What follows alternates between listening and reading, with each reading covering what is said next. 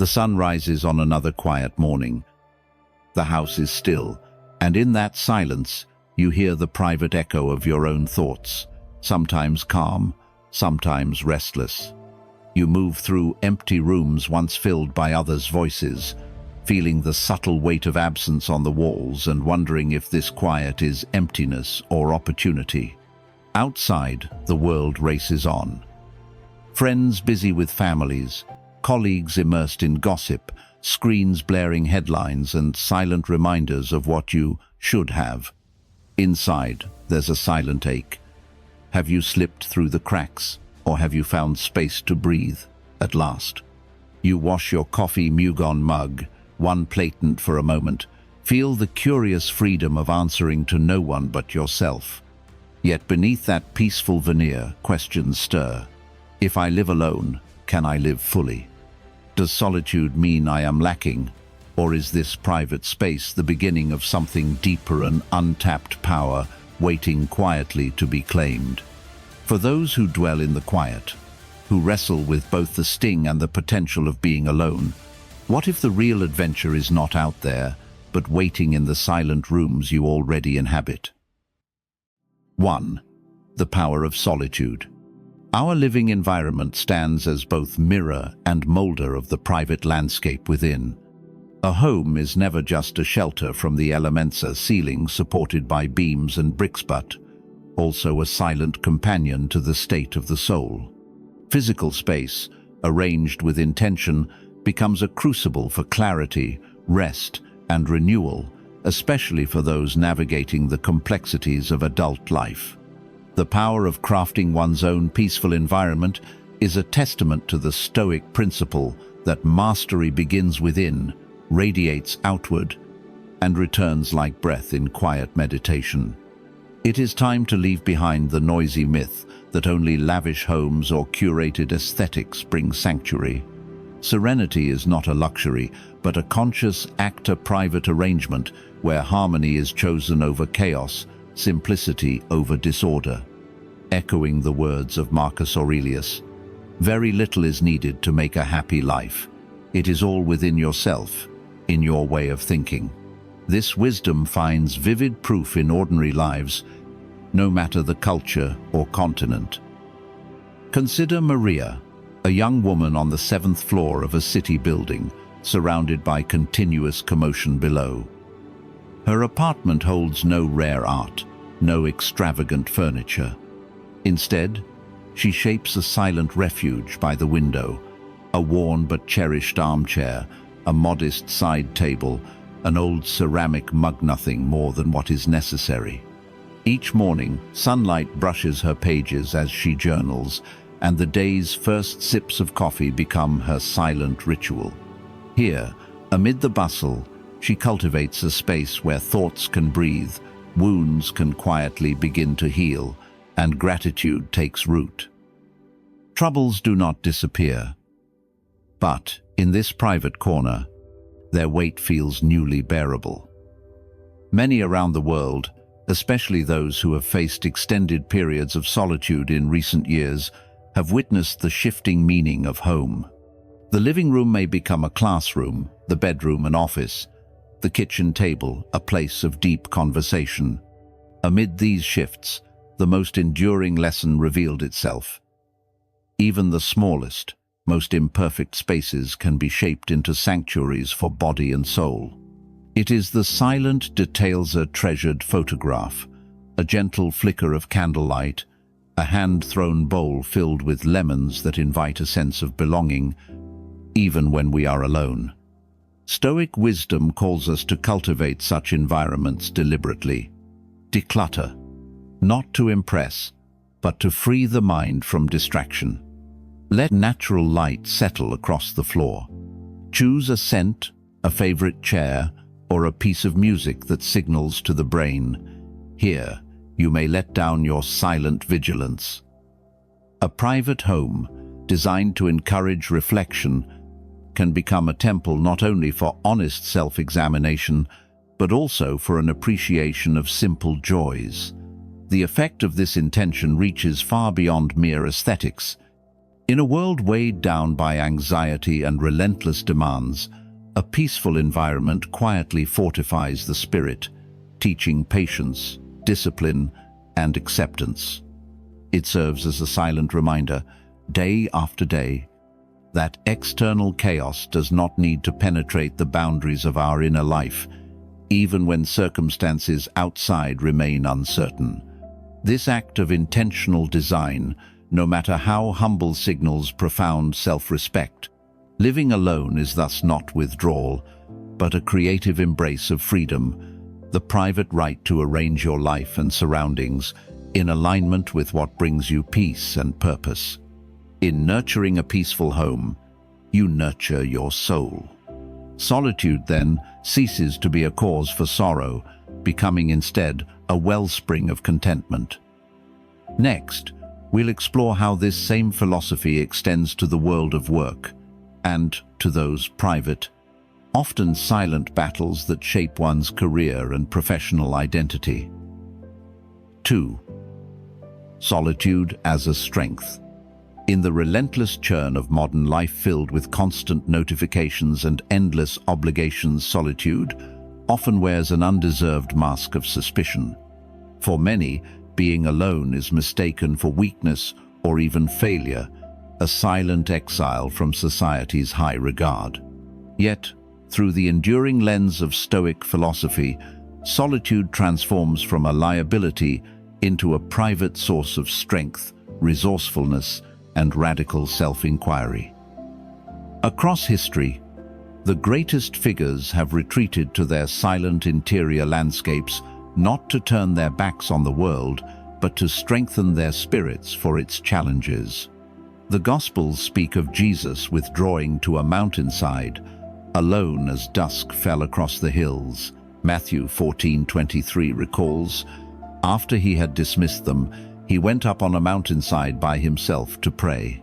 When evening came, he was there alone. These were not merely moments of rest, but determined acts of spiritual renewal, private gathering with fortitude and truth. Stripped of public pressure and distraction, he found the reserves of resolve that would later steady him through storms and betrayals. The practical wisdom of the Stoics echoes this lesson. Seneca, never shy about retreating from the bustling heart of imperial Rome, once observed, "I never spend a day in idleness. I appropriate even a part of the night for study." In those silent hours, as darkness pressed against the window and the city's voices faded, met his mind honestly.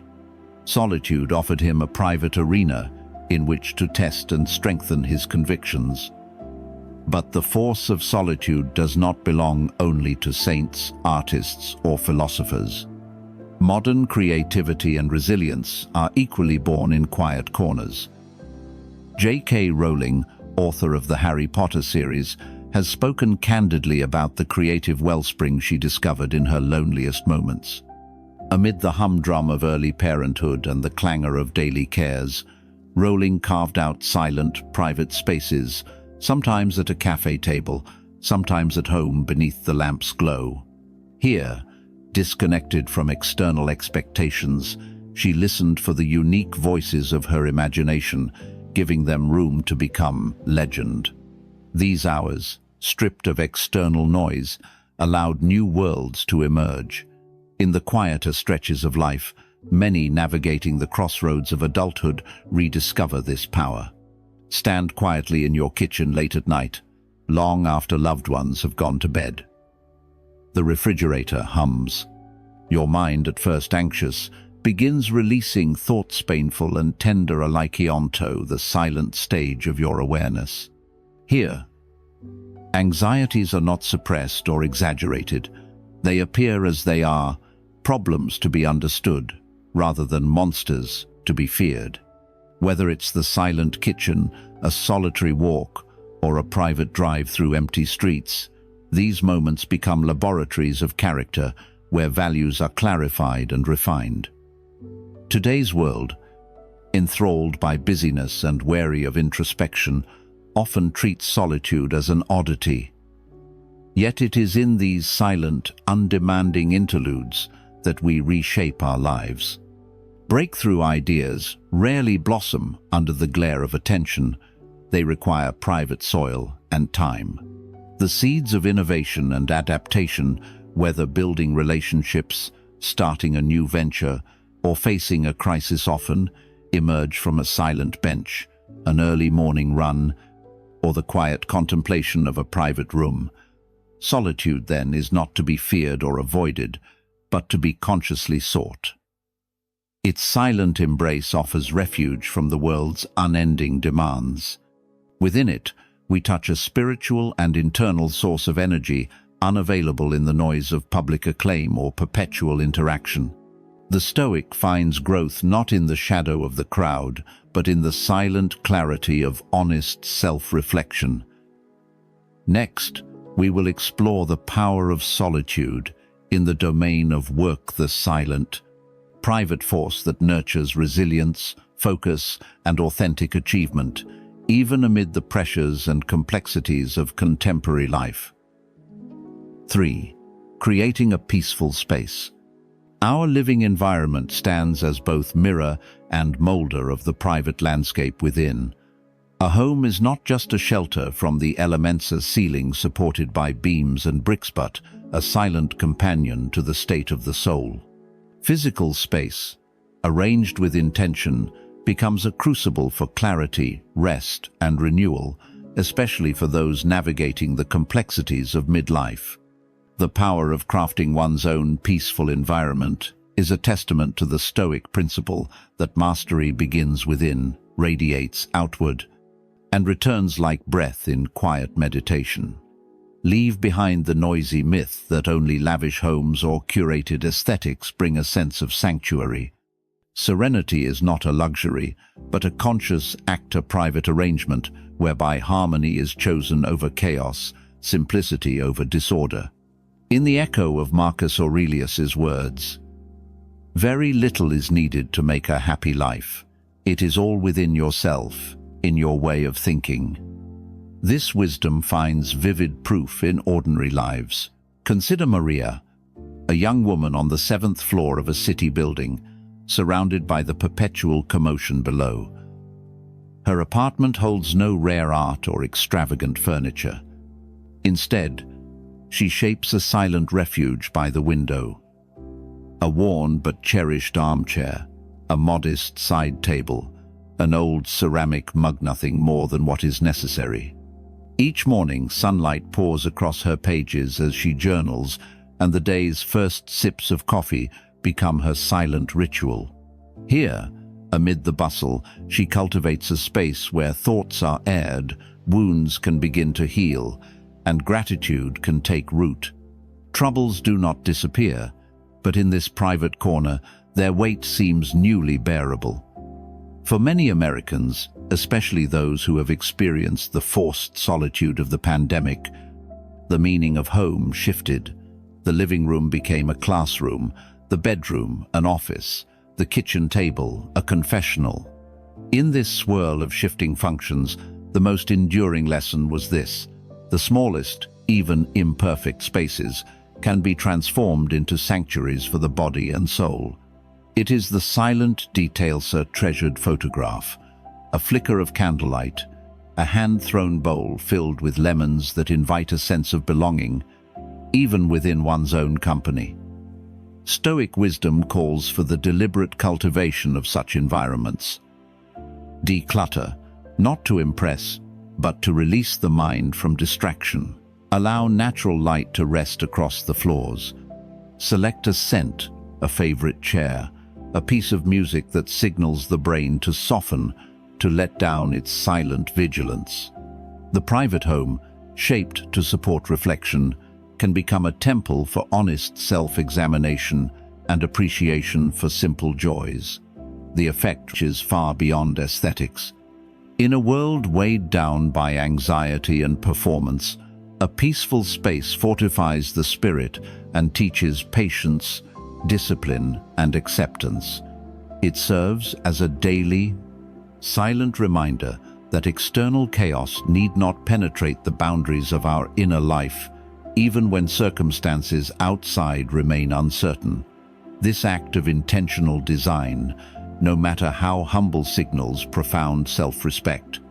Living alone is thus not a withdrawal, but a creative embracing of freedom, the private right to arrange your life and your surroundings in alignment with what brings peace and purpose. In nurturing your home, you nurture your soul, and in so doing, make solitude not a cause for sorrow, but a wellspring of contentment. Next, we'll explore how this same philosophy applies to the world of work and to the private, often silent battles that define one's career and professional identity. 4. Daily mindfulness practices.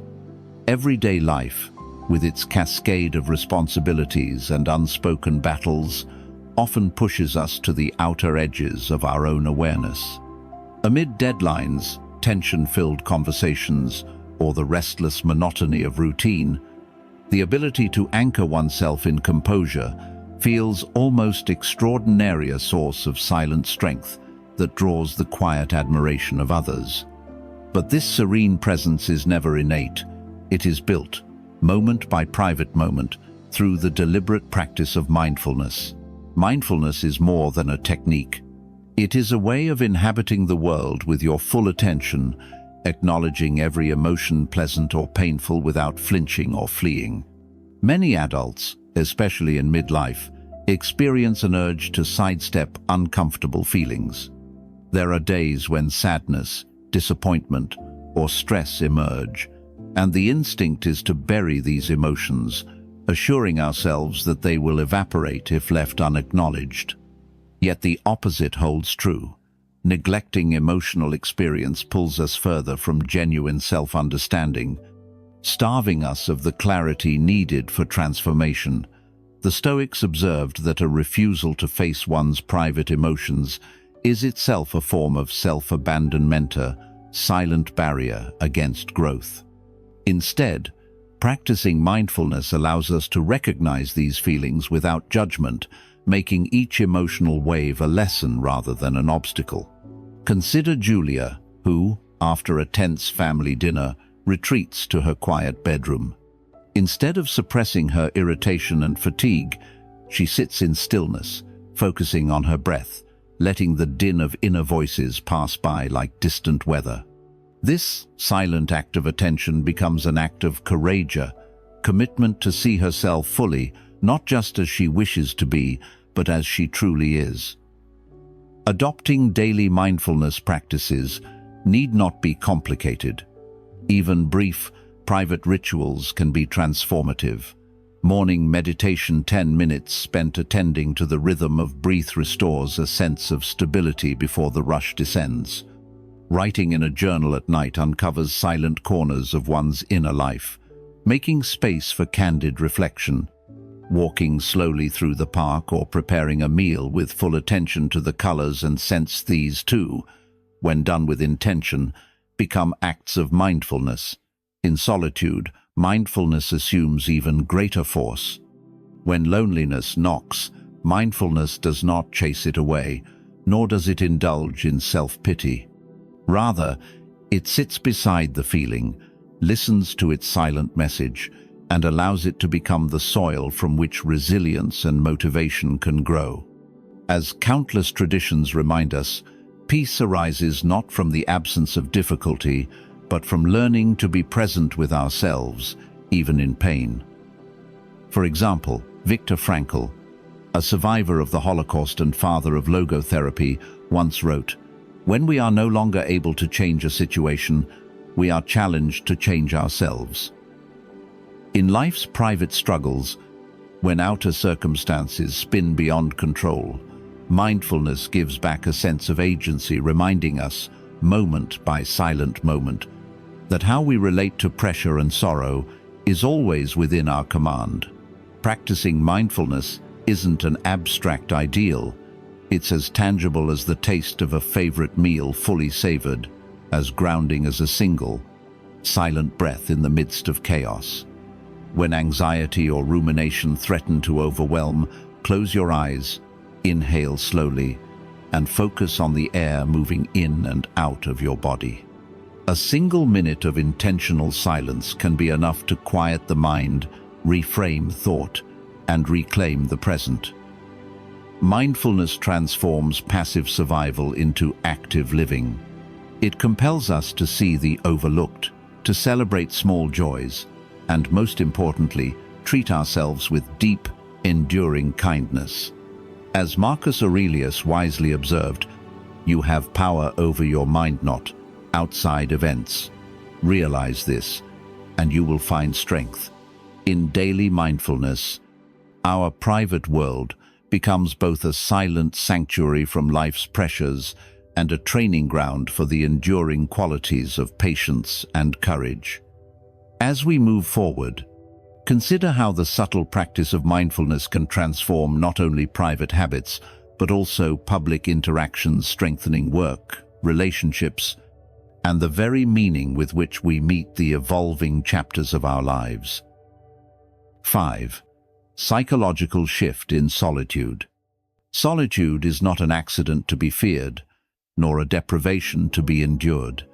It is a silent territory, sometimes unfamiliar, often overlooked, where the soul finally lays down its armor and listens to its private voice. Within this private expanse, serenity begins to take root. Independence of thought is cultivated, and the real work of self-examination unfolds. Through the lens of Stoicism, genuine freedom arises not from the approval or presence of others, but from learning to stand quietly and confidently in one's own company. This process of self-renewal bears striking resemblance to nature's seasons. Solitude is a silent spring. After a long winter, the air is cool, the world seems bare, but beneath the surface, renewal quietly surges. In many cultures, spring is a time for cleansing both home and mind. Across cities and villages, windows are thrown open, dust is swept away, and unused clutter is carried to the curb. Just as we strip away the remnants of yesteryear from our physical environment, time alone lets us clear outdated thoughts, silent grudges, and the tangled habits that slow us down. It marks the start of a gradual mental renewal alone, where small seeds of new insight are patiently sown. Yet, there is temptation in solitude to overhaul everything at once, to chase radical transformation through grand gestures and sweeping resolutions. Often, people vow to become entirely new versions of themselves overnight, only to watch their efforts crumble within days, leaving frustration in the wake. The wisdom of the Stoics is a quiet rebuke to this impatience. "No man steps in the same river twice," wrote Heraclitus, echoed centuries later by Epictetus and Marcus Aurelius, a reminder that meaningful change, like a river, is slow and continuous, never forced or sudden. Instead, Stoic philosophy urges us to embrace small, deliberate shifts. Notice the quiet dissatisfaction as it arises in solitude. Trace it to its source. Replace a single negative thought with a kinder one. Forgive an old mistake privately as you sit in your silent room at night. Accept the discomfort of being alone, of hearing nothing but your own breath and heart, and letting those sounds become familiar, even reassuring. These are not grand gestures, but sustainable once each choice, a seed planted in the soil of the self, nurtured little by little. This gentle, accumulative approach guards against the burnout and discouragement that often follow impulsive efforts at self-transformation. It is the hidden power of persistence. Over time, small acts, journaling a private frustration each morning, taking a silent walk before work, tending to an overgrown plant in the corner of the living room, add up to profound inner renovation. Stoic philosopher Seneca put it sharply: "It is not that we have so little time, but that we lose so much. The life we receive is not short, but we make it so." In solitude, you learn to value time differently. Moments once filled with the voices of others become opportunities for quiet recalibration. The urge for external applause gives way to a private satisfaction, a gentle pride rooted in authenticity, not performance.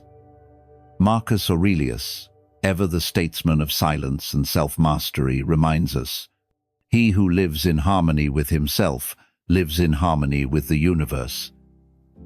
The moment solitude ceases to be an enemy and becomes an ally, the door to deep contentment opens. To harmonize privately, in silent rooms or quiet late-night hours, is the truest form of living freely, nurturing a life that flourishes from the inside out rather than chasing fleeting approval from the world. This shift is not merely a psychological curiosity, it is a call to courage.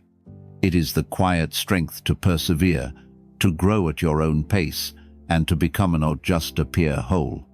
In the silent spaces where no audience watches, the foundations of resilience, self-respect, and patient hope are quietly laid. Before we continue to the next vital transition in our Stoic journey, I want to take a sincere pause to thank you. Thank you for sharing your attention, your silent reflections, and your private hopes as you listen.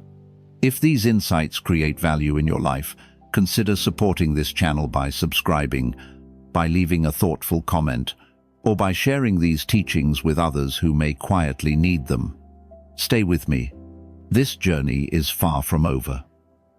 In the next section, we deepen our exploration, turning from the landscape of solitude to the power of self-awareness and authentic personal growth. As we pause here, consider, what hidden strengths have you discovered in your own quiet struggles?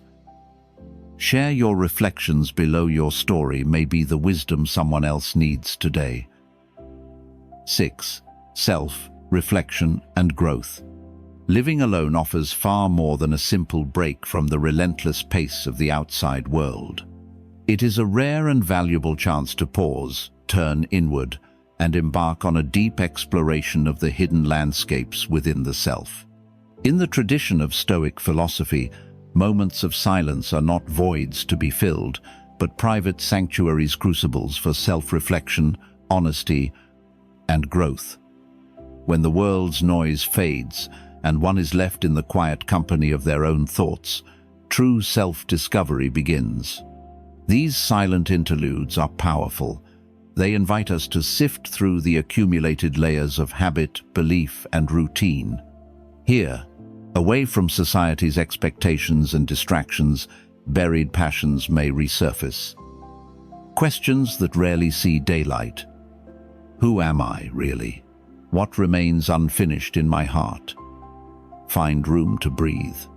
Ambitions once set aside by busyness return, this time with renewed vigor and clarity. Self-reflection, in its purest form, moves beyond nostalgia or regret. It is an act of conscious courage, the willingness to look honestly at one's present thoughts, behaviors, and choices. Through this honest inquiry, subtle patterns become visible. One might notice a tendency to react defensively in the face of criticism, or perhaps a silent longing for deeper connection masked by workaholism. By stepping back and observing ourselves with a discerning eye, we gain the chance to revise, recalibrate, and move forward with greater wisdom. Practical tools can make these private explorations tangible. Journaling, for example, transforms swirling thoughts into written words, offering concrete ground for reflection and growth. A simple page at the end of the day recalling not only what went wrong, but also what brought a quiet sense of pride or gratitude, can mark the first step toward lasting change. Beware the barrenness of a busy life, advised Socrates, a warning echoed by Seneca, who maintained a daily habit of reviewing his own actions before sleep. These silent rituals are not escapes from life, but life examined in its truest form. Meditation, too, offers a structured avenue for attending to the private mind. With each silent breath, The practitioner observes thoughts and feelings as they arise, witnessing, not suppressing, the silent dramas of anxiety, desire, or self-doubt. This honest watching brings a profound sense of self-acceptance, a quiet compassion for the parts of ourselves we rarely show. As Epictetus counseled, it is not events themselves that disturb us, but our opinions about them. Through mindfulness, we learn to separate fleeting emotions from the enduring truth of our character. Feedback from others, when sought with openness, becomes a mirror to our blind spots. A close friend or family member, someone who knows our private struggles, can offer gentle truths that evade our own gaze. Even the sharp pang of criticism, received silently and with equanimity, can spark invaluable growth when viewed through a Stoic lens. Self-reflection is also fueled by provocative questions. When faced with setbacks, ask not, "Why do I always fail?" but rather, "What silent lesson waits here for me? What action will serve me best next time?" With each honest answer, self-awareness deepens, and the will to adapt grows. For many, solitude is tinged with the fear of isolation. Yet, if used intentionally, living alone becomes the richest classroom. Here, in the absence of an audience, one can slowly chip away at old defenses, tend to silent wounds, or nurture a private yearning for meaning. The time spent in silent self-reflection is never wasted. It is, in fact, the prelude to all authentic growth. So, consider this. When was the last time you looked inward, undistracted, listening to the silent voice within? How do you perceive these stretches of solitude, not as punishments, but as private invitations to know yourself more deeply? If you feel moved, I invite you to share your reflections in the comments below. How has the silent space of solitude transformed your growth? What self-discoveries have emerged when the world goes still, and you are left in the company of your own private thoughts?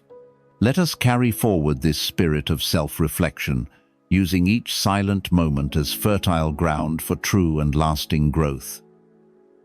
7. Building emotional self-sufficiency. In the framework of Stoic philosophy, solitude is not synonymous with isolation. Instead, it offers a spacious, silent stage upon which true emotional self-sufficiency can be cultivated, an essential skill for a fulfilling and liberated life. Emotional self-control, at its core, is not about erecting walls against the world or suppressing natural feelings. Rather, it's the private discipline of knowing, understanding, and skillfully managing your own emotional landscape so that stability arises from within and not from the shifting grounds of others' approval or affection. Throughout adulthood, it is common to encounter conflicting ideas about emotional dependence. Some believe strength means absolute independency and armor against vulnerability. Others, consciously or not, rely heavily on partners, friends, or family to steady their inner storms.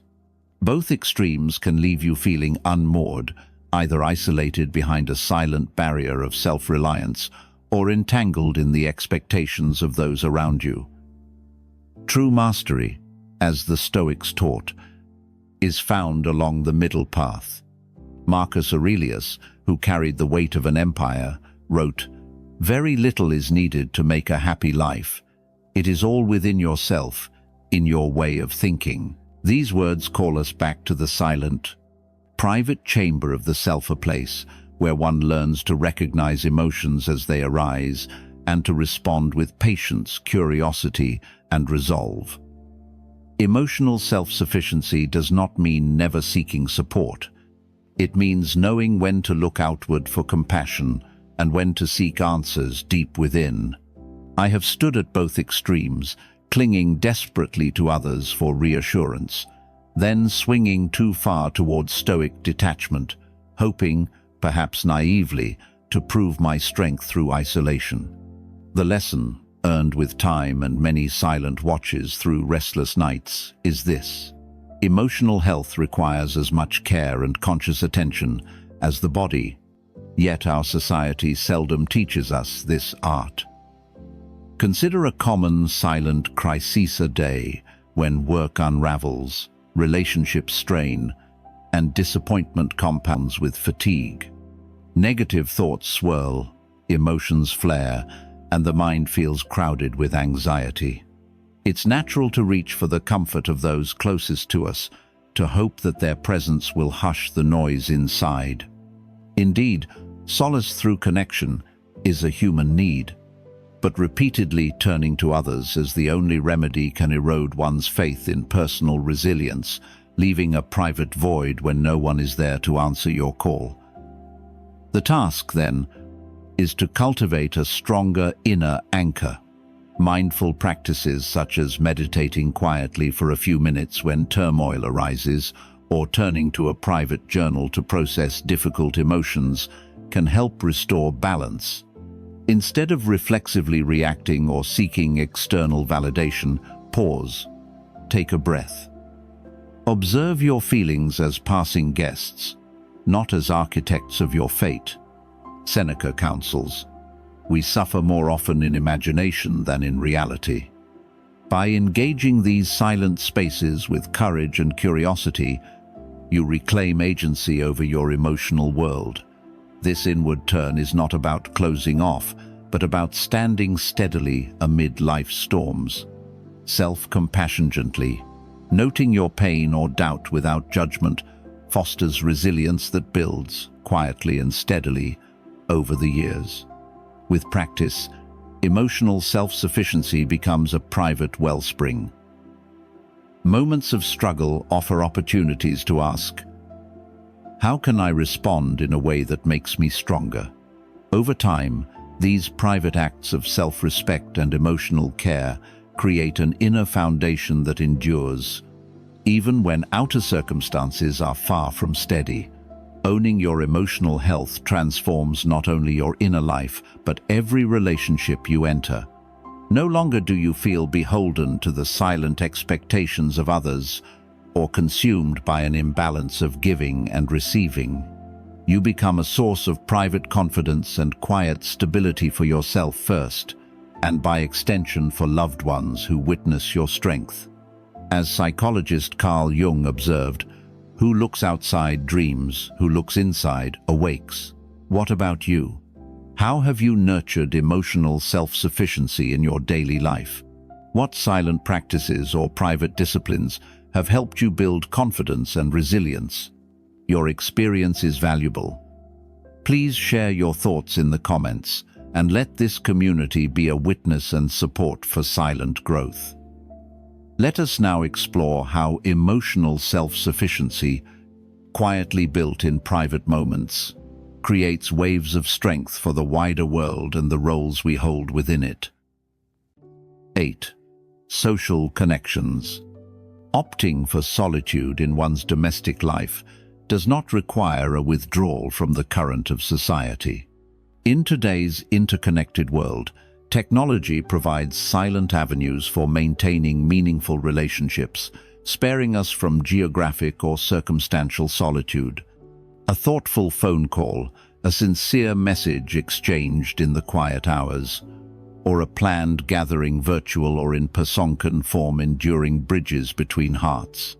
The strength of friendship and kinship is not measured by daily presence, but by the willingness to share, listen, and care in private, deliberate ways.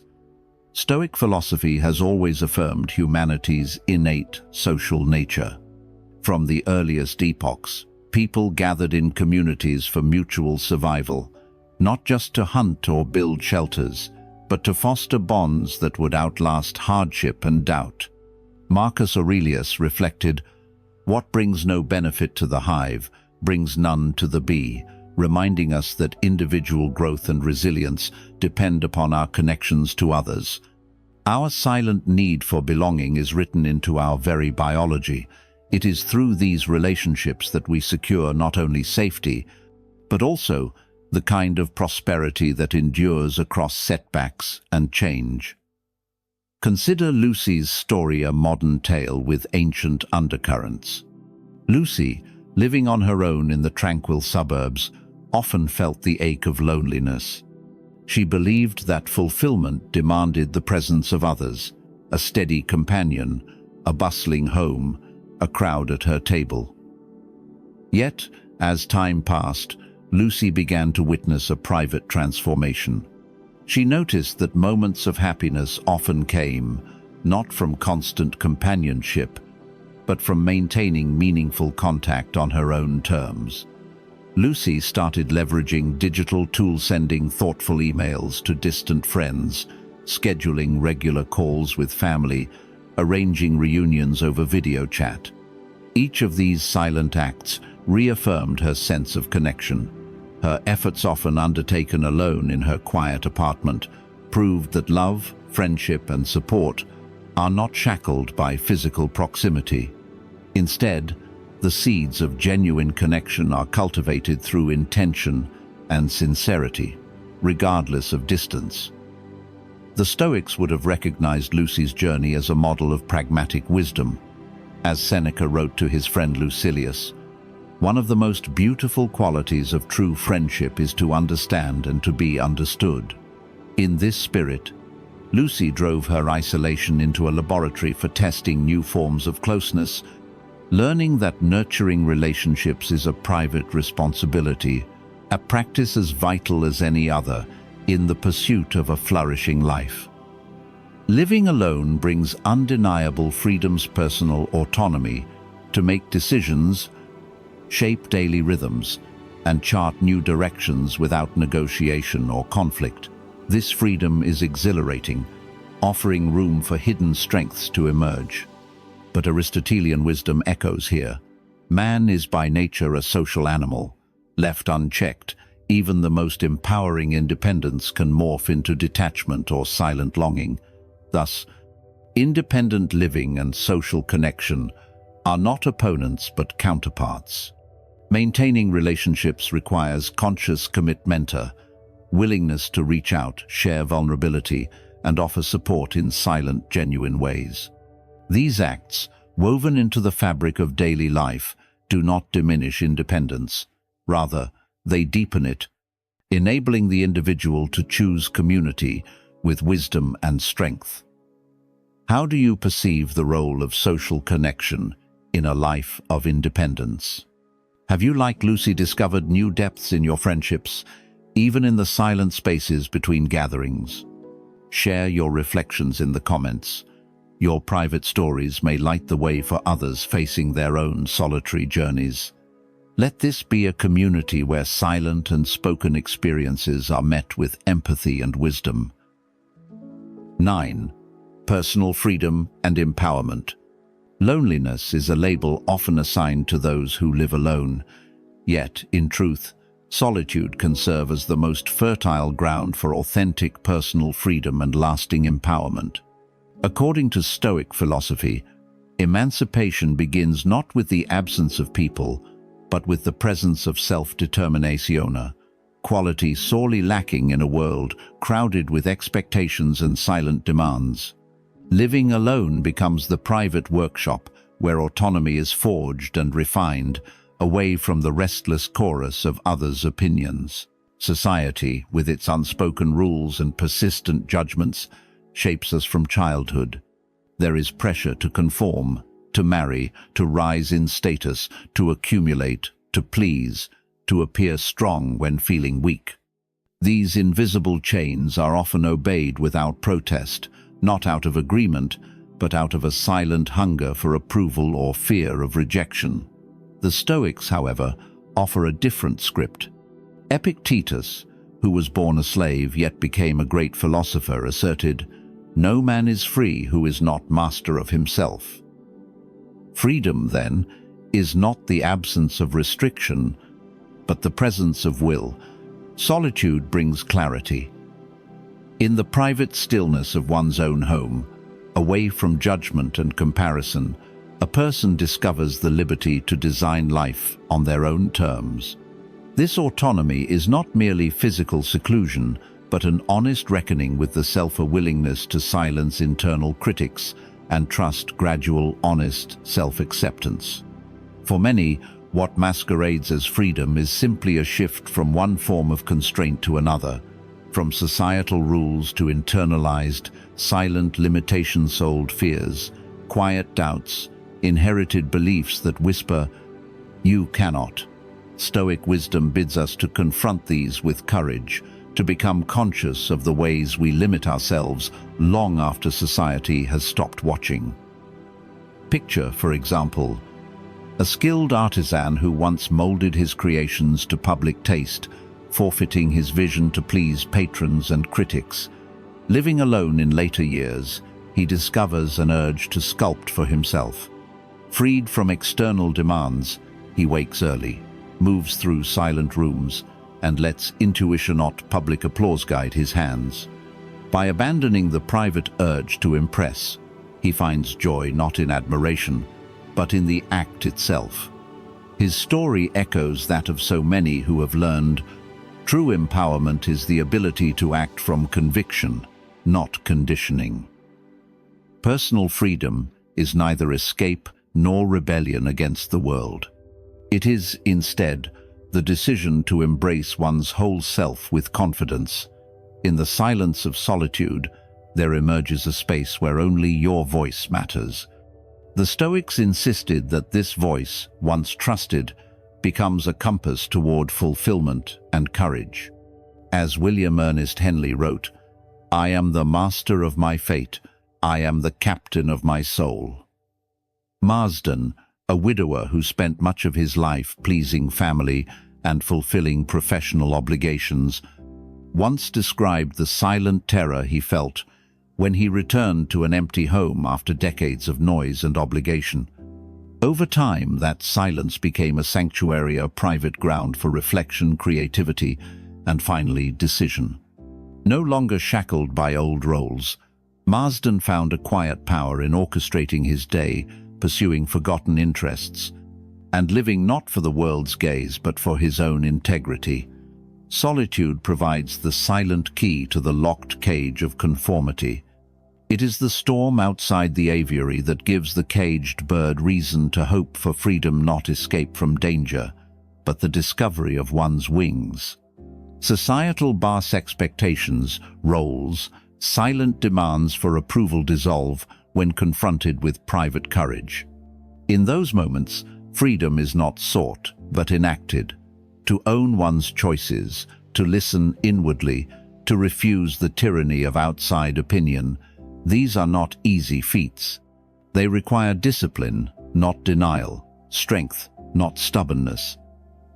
Yet, to walk your own path, guided by silent certainty and private clarity, is the highest form of empowerment. True freedom unfolds when you realize you have always had the keys and the only approval required is your own. Reflect on this as you face the crossroads of your own life.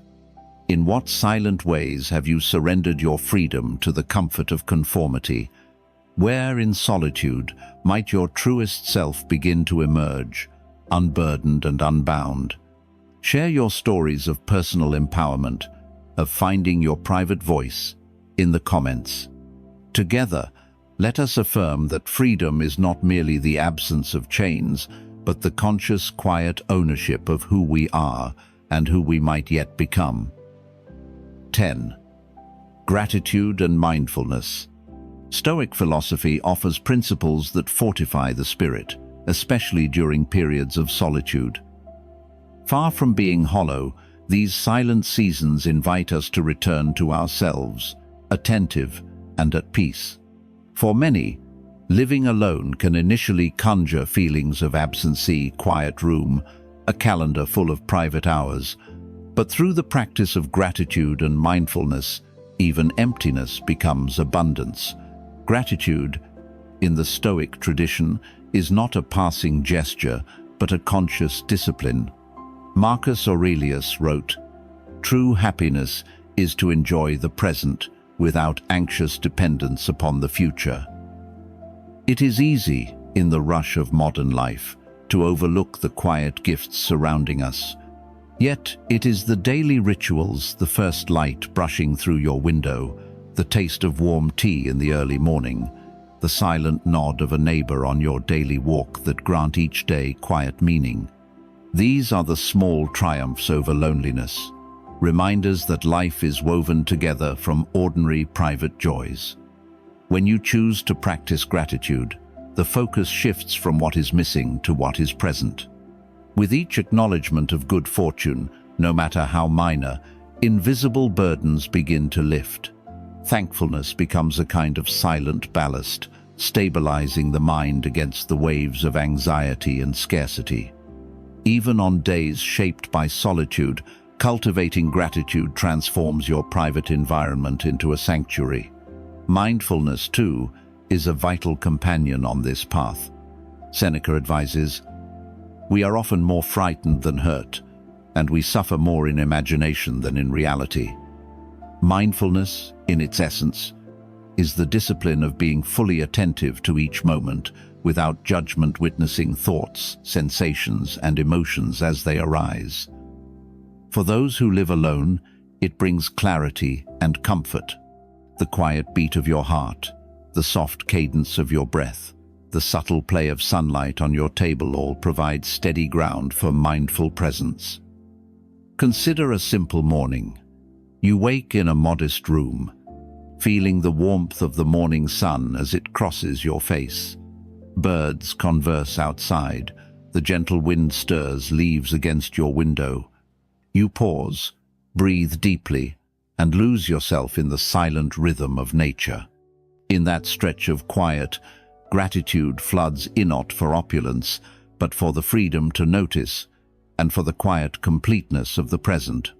Here, loneliness gives way to contentment, and what might once have been emptiness becomes a wellspring of private peace. Gratitude and mindfulness do not erase life's burdens. Instead, they cast them in a gentler light. The Stoics teach that joy is not chased in the far horizon, but discovered in clear perception of the moment at hand. Even in solitude, you are not separate from life, but deeply embedded within it, your senses forming silent bridges to the world beyond your walls. When living alone, it is natural at times to stumble into the hollowed-out rooms of isolation or doubt.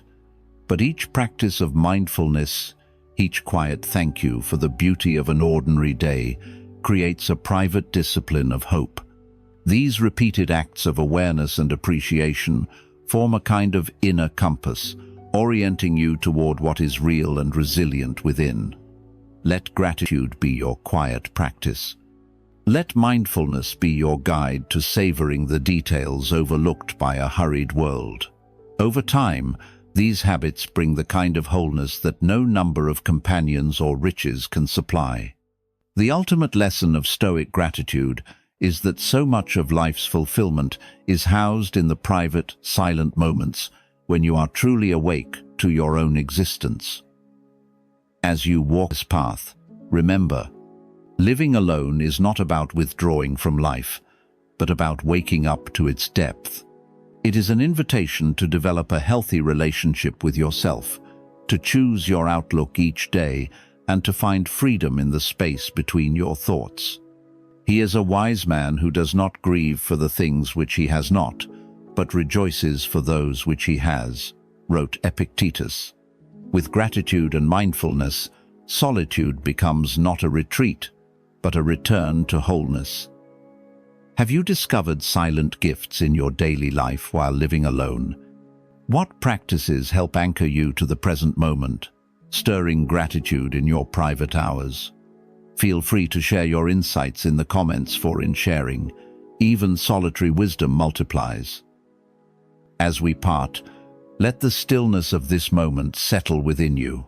The world will continue its urgent noise, but now you possess a hidden strength born of private labor and quiet courage. Like Marcus Aurelius wrote, "Nowhere can man find a quieter or more untroubled retreat than in his own soul." You know, now, that solitude is not a sentence, but a sanctuary, a space to untangle your doubts, mend silent wounds, and shape your own meaning. On the path of Stoic wisdom, every small, unseen choice becomes a declaration: I will live fully, even alone. A life of dignity is built in patience and self-honesty, where setbacks are teachers and ordinary mornings, victories. Carry these lessons not as armor against the world, but as a steady flame in your private hours. Reflect, act with intention, and give shape to your days. Your journey beyond noise and acclaim is yours alone. So walk forward quietly resilient, and let your life speak the silent language of true strength.